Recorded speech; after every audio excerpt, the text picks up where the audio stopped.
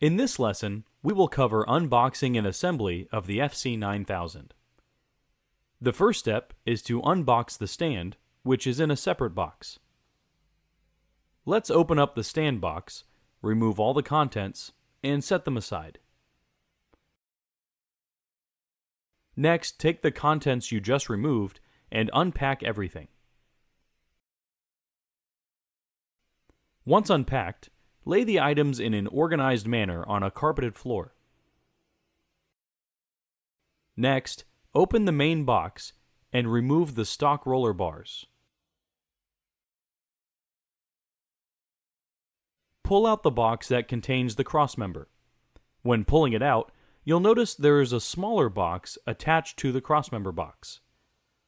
Go ahead and detach the smaller box from the crossmember box. After separating the two boxes, go ahead and set them on the ground. Next, remove the hardware box at the end of the main box, and remove the contents, which contain the parts for the flange system. Once again, unpack or unwrap any further boxes or packages and lay out the pieces on the floor in an organized way, somewhat like you see here. This makes it easier to identify the parts as they are needed. Now that they are laid out on the floor, let's identify the components. M4 screws are used to assemble the stand and cutter, the bars for the basket assembly, 2 stand footers, 2 stand legs, the center crossmember bar, bars used for the basket assembly, 2 media stock rollers, the basket, and 2 stock roller plates. Now that all the parts are unpacked, let's go ahead and assemble the stand. First, locate the Allen wrench that is provided with the M4 screws. Take one of the footers and one of the stand legs, and mount the footer onto the end of the stand leg. Set it aside for now, and take the other footer and stand leg, and mount the footer to the stand leg. Next, take the crossmember and mount it to the stand leg. Notice that there is a slot on the stand leg. Insert the crossmember into that slot. Mount the crossmember to the stand leg using 2 M4 screws. Do the same for the other side. Next, remove the cutter from the box. Place the FC9000 onto the stand so that the positioning pins match up with the holes on the FC9000. And then fasten them with 4 M4 socket head screws.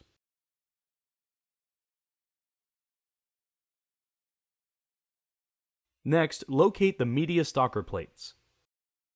Notice that the brackets for the basket are mounted onto the bottom of the media bracket as seen here. Mount the brackets for the basket to the bottom of each stock roller plate using 4 M4 mounting screws, noting that the screws mount from the top. Do the same for the other bracket.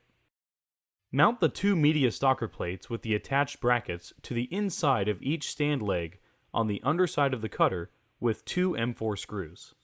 Make sure when mounting them that they stick out towards the back of the cutter.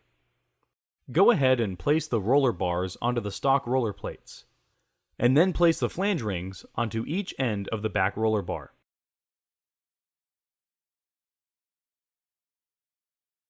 The next step is to install the basket assembly. Take one of the brackets and hold it against the footer where it is to be mounted.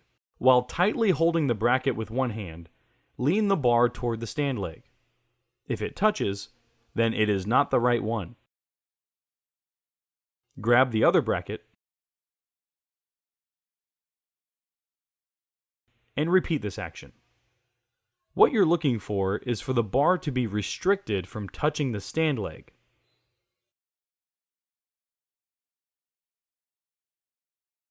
Then mount the bracket using 4 M4 screws. Do the same procedure for the 4 other brackets. Next, insert the 3 long basket tubes into the basket's channel. First in the center channel, then insert 2 long basket tubes in the outside channels of the basket.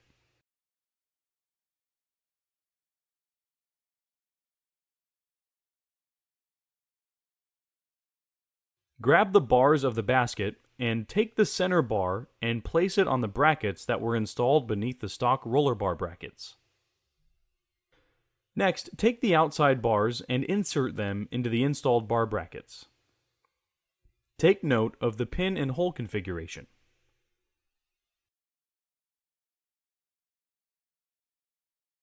Repeat the process for the rear basket. Go ahead and take the media stock roller bars and place them on the media roller brackets. For the last step, gently remove the packaging from the cutter itself. There are 4 areas from which the packaging has to be removed: near the control panel, under the push rollers, around the tool head, and on the back of the unit.